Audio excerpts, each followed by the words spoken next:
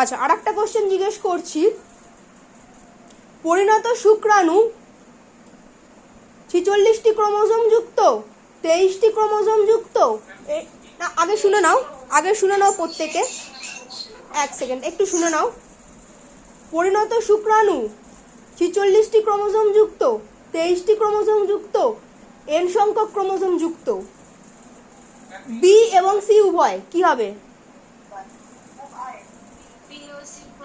Very good, B এবং C উভয়। অর্থাৎ দেখো, পরিণত শুক্রাণু 46টা ক্রোমোজোম যুক্ত হচ্ছে এবং হচ্ছে 23টা ক্রোমোজোম যুক্ত হচ্ছে এবং হচ্ছে এন সংখ্যক ক্রোমোজোম যুক্ত, অর্থাৎ হচ্ছে বি এবং সি অপশনটা উভয় হচ্ছে। Very good.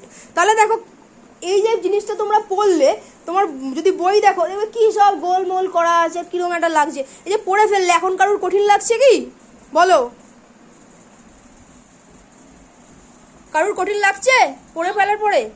দেখো, পড়ে ফেলার পরে, বুঝে ফেলার পরে কিন্তু কঠিন নয়।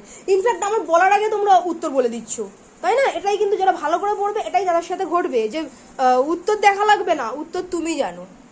চলো।